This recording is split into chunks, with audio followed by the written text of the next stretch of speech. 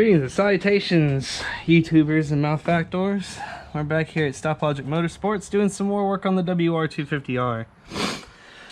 Sorry, content's been a bit light lately, and forgive the sniffles and everything. I've been laid up probably a total of about 8-9 days. And I'm still not quite up for riding yet, but I decided to try a theory that was pitched by one of the people in private message on my Stoplogic Facebook page. So before we get started, if you like the content, like and subscribe. If you don't, feel free to give me harsh criticism in the comment section. I also take payment in attaboys.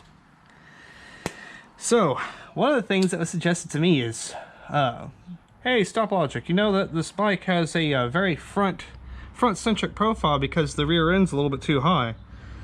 And even though you have set up your suspension, you haven't done any of the lowering. Plus, you put taller tires on. I'm sitting here like, okay, so what's your point? My point is, your instability on the Tusk D Sport on the street might be due to the bike being too loaded on the front. I kind of think to myself, I'm like, well, generally it's because you don't have enough preload in the back, and you're lifting weight off the front. I'm like, oh, but you know what? Bike's almost too tall for me as it is anyway.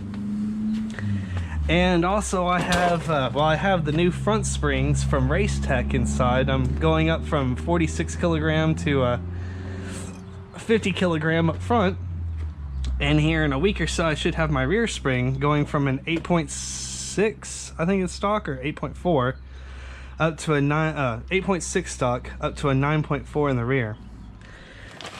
And as you can kind of see, I had some pictures up on a post. I used nearly all of my suspension travel because I'm a generously proportioned individual, doing mild jumps at a AMSA ride not too long ago. I don't have the 1200 necessary to go get a go race set up, but oh goodness, I do have the 300 almost to get my springs redone and set up my suspension. So what are we going to do today? Oh, there's tons of videos out there about the factory lowering on these Yamaha WR250Rs. There's a lock nut up there. I'll get you a better look at that. Lock nut right there that you move about a thread or two away from your rebound adjuster, and then you spin your clevis up and you drop the rear end about half an inch or so, 5/8 of an inch. So what we're going to be doing today is taking off the dog bone and then unbolting the suspension from here, and then trying to get this clevis spun up so we can drop the height of this bike a smidge.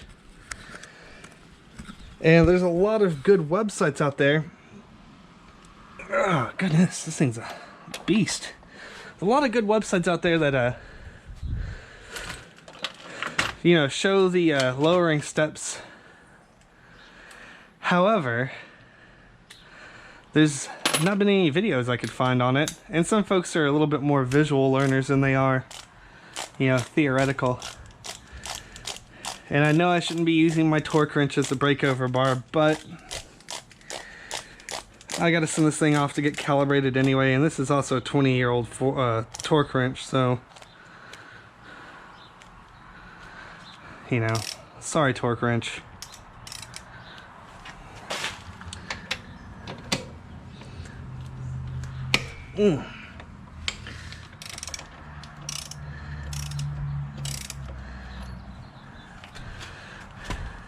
So, break loose our bolt here.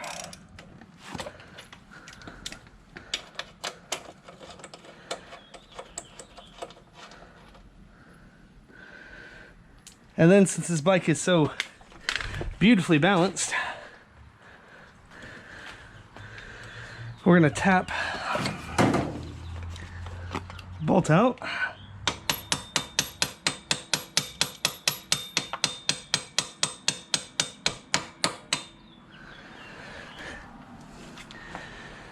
And it helps to have something to drive with. I don't want to use a brand new screwdriver on that. There we go.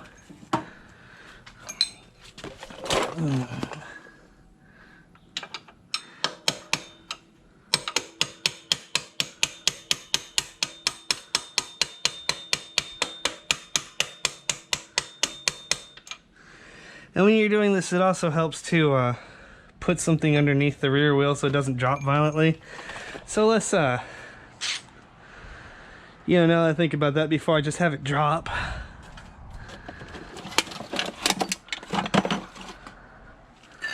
Let's see. That's a little too tall.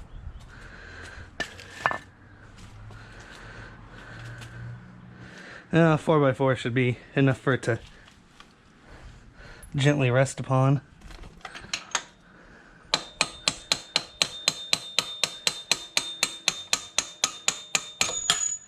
Oh, goodness. And also kind of the reason you want to use a punch-like device is lets you give the wheel somewhere to fall for a bit. So now we've pulled the dog bone out of the way, and we're gonna check and see how much grease these things come with stock.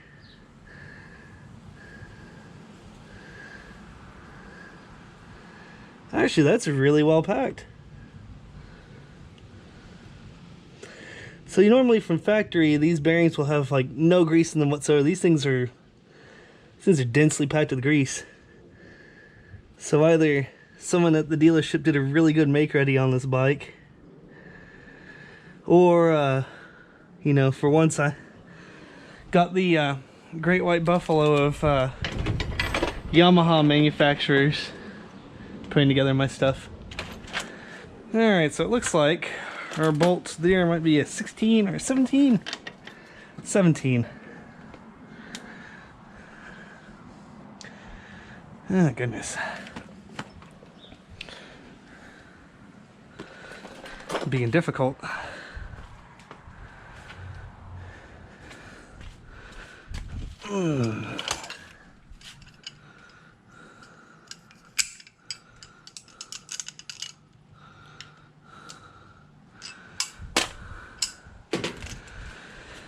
Alrighty. 17mm. Let's go. Got you all set up.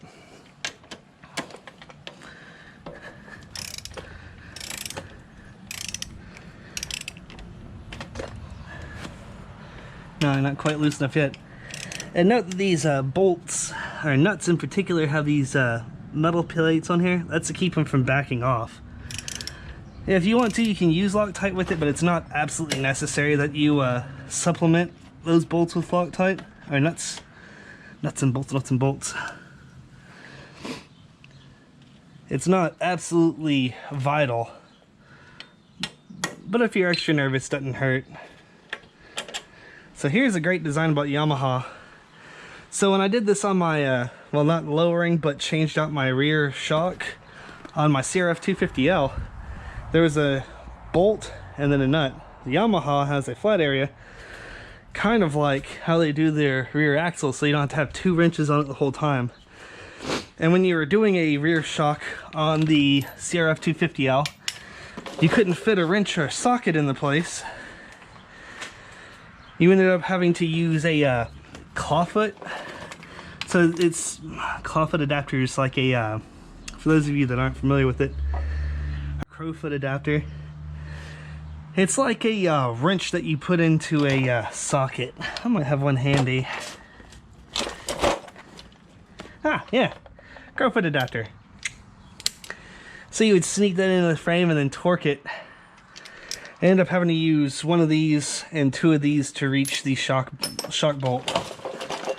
Not the easiest thing to do, but you know, it is what it is.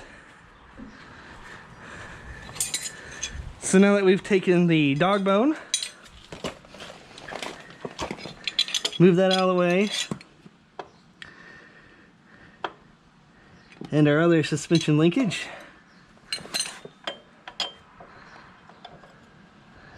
Ah, goodness. Okay, so this wrench is too small for it.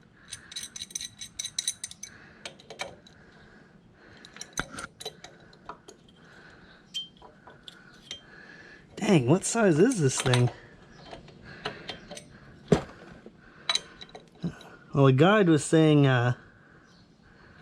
26mm or 1 1/16 inch. 13/16 would be 1 1/16 inch, or 1 inch 1/16. So We're gonna have to pause and see if I can find a wrench big enough. Just don't quite have the size on there. Now let's see.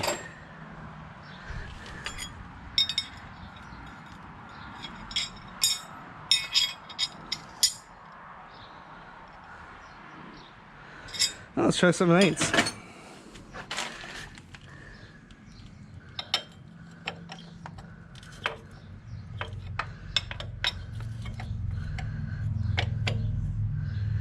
Too big for 7/8. Alright, let's take a pause for a second. Whew, get a little lightheaded there. And see if I can find me a wrench large enough. So this is one of those things, sometimes having someone troubleshoot this for you is not a bad idea. We'll be back. Alright, so I managed to get my crescent wrench to fit on there. And I'm checking to see if I can get a set of channel locks. So you can use a vise. I'm trying to snake my channel locks in here to give basically just to keep this from spinning. I'm not grabbing this tightly. Trying to mar up your aluminum. Alright. So we just busted this nut loose. And we're moving it up, moving it up. Move this clevis down just a smidge.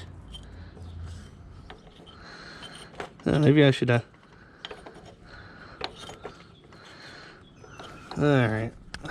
There we go. Oh, that's a goopy mess down here. This is kind of an interesting design. So unlike the WR250, you have two holes in the clevis. You basically reverse one of your shock mounts and the bike drops about 1 inch. On this, you have a adjustable clevis. So you can adjust this right up to the adjuster here. You really probably don't want to do that. So you want to leave yourself a little bit of room. Then you just take this big greasy boy and spin her up.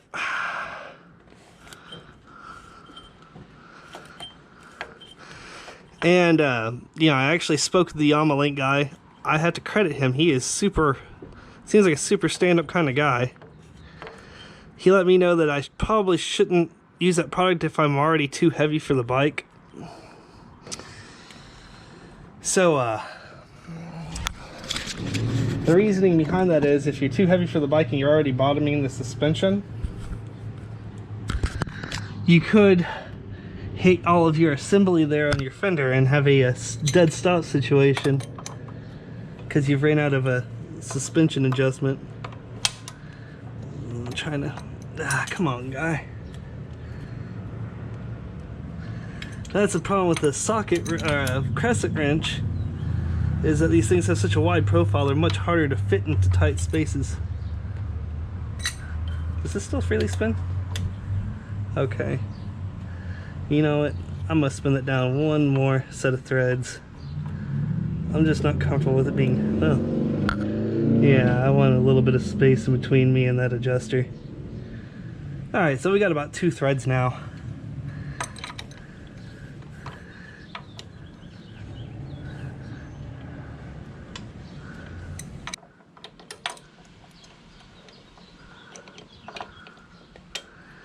You want to make sure this lock is back tight against the clevis. Oh, a minute. Oh, knee's starting to bother me at that angle. Unfortunately, I saw a post too late where another person actually just laid the bike down, did all this instead of having to kneel down. So sometimes it pays to read the thumper talk form before you go hauling off and playing shade tree mechanic.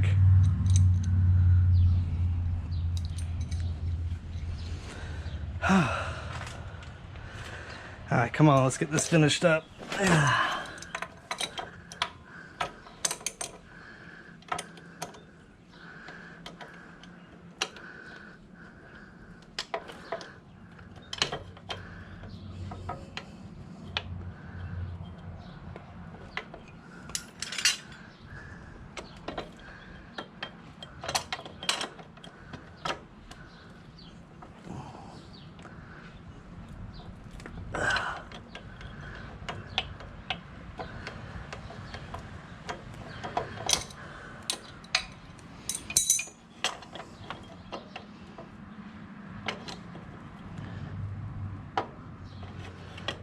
And it feels that that's relatively tight against there.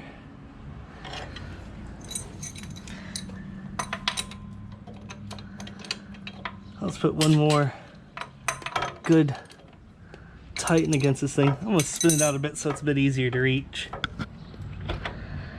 Or maybe not.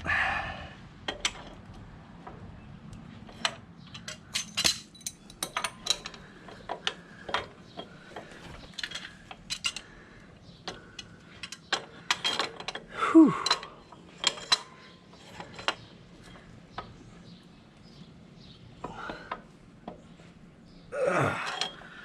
Alright, that feels like that's pretty tight against there. Spin you back, rock you on my clevis. Alright. Oh, I'm gonna take a break and let my knee, ankles, and toes recover for a second. Whew, goodness.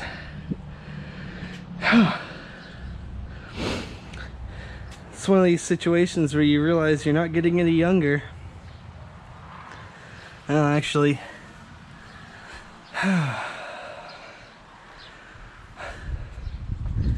whew, let my blood go back into my legs and everything. While I'm up, find my grease. Grease all these bolts back on. There we go.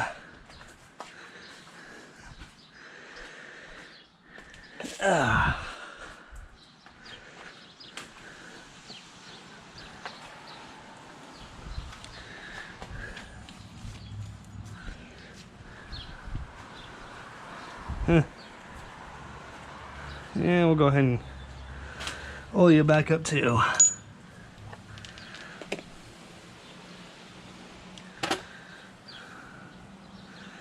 So there's a couple of prevailing schools of thought that greasing your bolts doesn't really make any difference.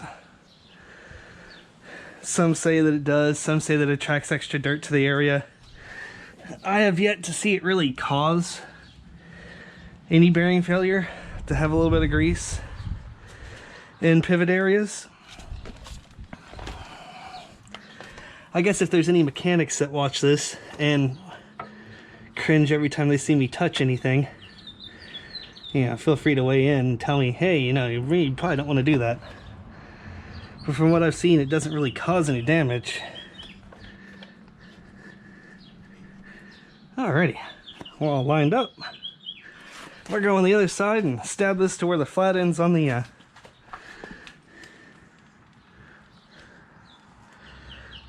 there we go. Stab this to where the flat end's on the secured part. Or, you know, realize it's not quite lined up yet. I feel like it was pretty lined up.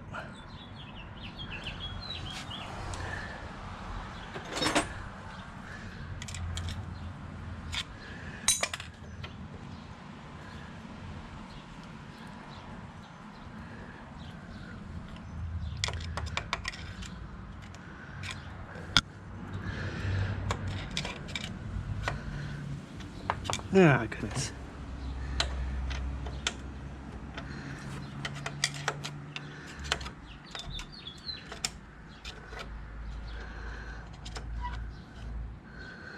So this helps to use a screwdriver. Now, use something a little bit closer to the size of what you're working with to line up these bolt holes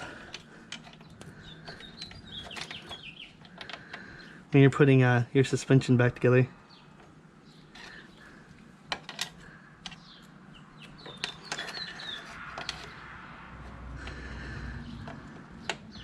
Slide it in. There we go. Just slide it in. Make sure not to mar the inside of the surface. You know, just try and wiggle it around within reason, so to speak. Alright, well, that's a very vague way of putting it, within reason. You know, trying to use the not sharp business end bits of everything.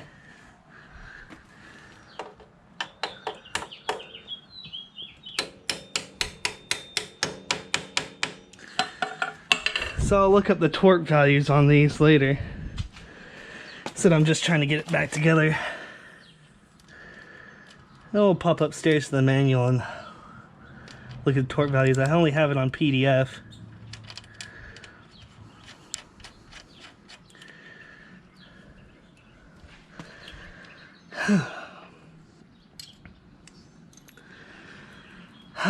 Alrighty. Back shortly. Get some torques. And we're back. Color me surprised. These things really take a lot of torque. According to the manual, this one right here is 38 and this bad boy is 58. Not used to seeing such high torque values, but you know, who am I to argue with the manual? Anywho, I'm gonna put one more Titan on that bolt there, or on that lock nut, before I call this done. Just because I just want to make sure it goes nowhere. You know, I take this thing on the highway and I feel odd enough altering the geometry of my bike. I'm kind of one of those purists, like, don't drop the forks. Don't do any of that. Just use a seat or something else. But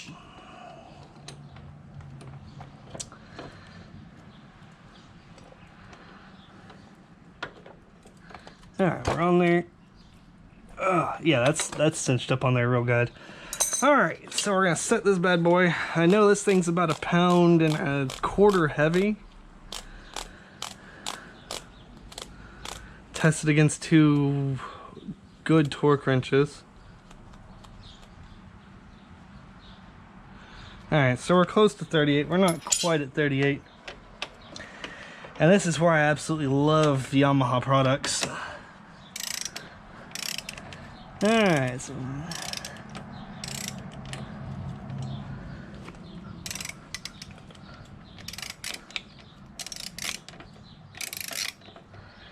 I love the fact they have that flat end there so you don't have to sit here and use 2 wrenches for this, because that's a lot harder having to hug around a wheel. Oh, goofy. I was like, man, it's getting easier. I forgot to change my direction back.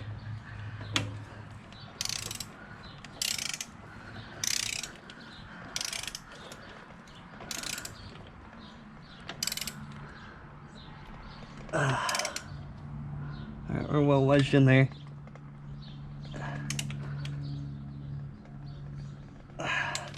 Let's back you down to 35 or so. You know, my policy, drop a couple of pounds just to make sure that we're not destroying anything. Alright, so we're good at 35. I'll bring you back up to 38 and finish you off. As I should probably about 39.25. Alright. Whew. Now here comes the tough part. Lift and stab.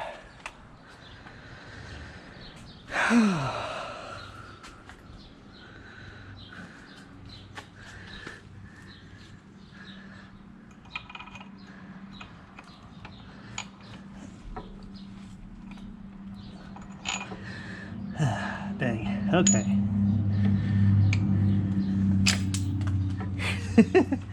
That's the other hard part of it, is you'll want to knock your bearing guards out.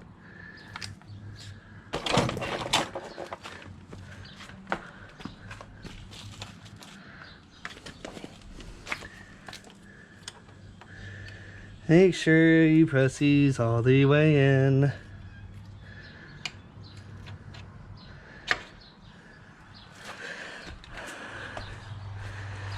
And now here's the fun part. And by fun, I'm using that in a slightly sarcastic manner. The lift and stab. Ugh.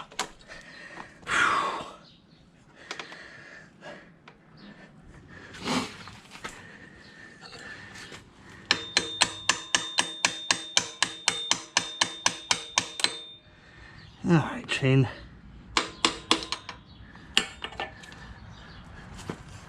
Oh goodness.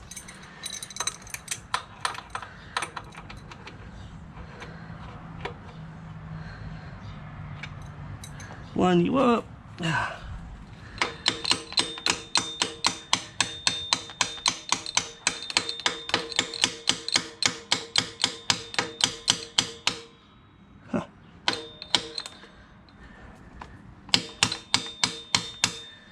Alright, so why aren't we going through the other end?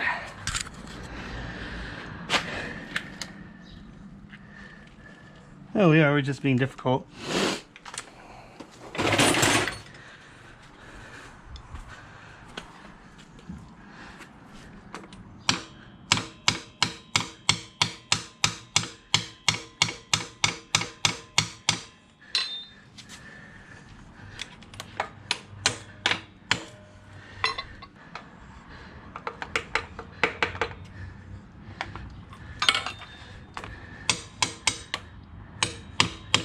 All right. Woo!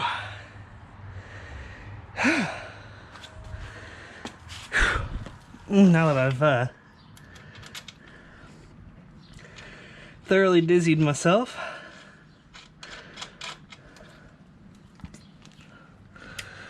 toss the bolt back on.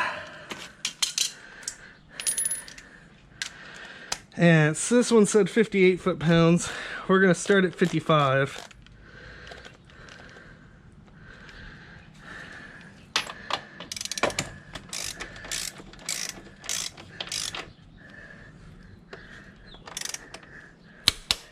I got it to twerk quick. Now we're going to go to 58.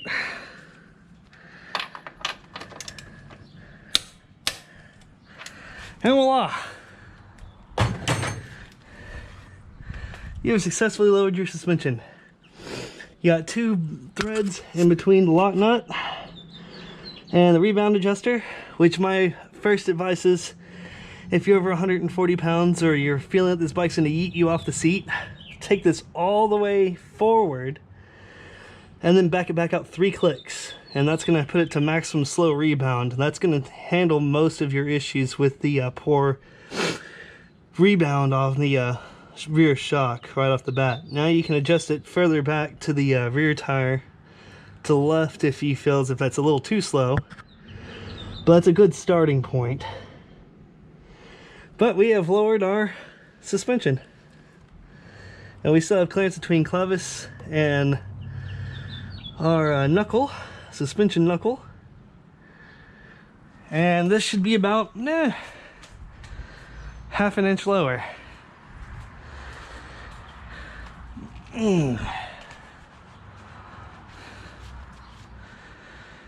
So I'm gonna clear some tools out of the way real quick, and we're gonna put this on the legometer, the scientific measurement device known as the legometer.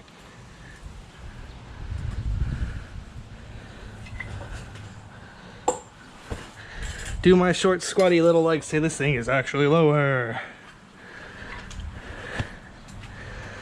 I normally ride this in boots, but I've thrown a leg over it in flip-flops before.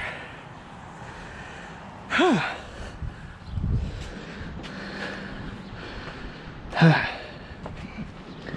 I can tell you, throwing a leg over it's much easier. Ooh. Yeah, I can tiptoe both sides on flip-flops. I can nearly flat foot one foot. That is a noticeable change in height. Well,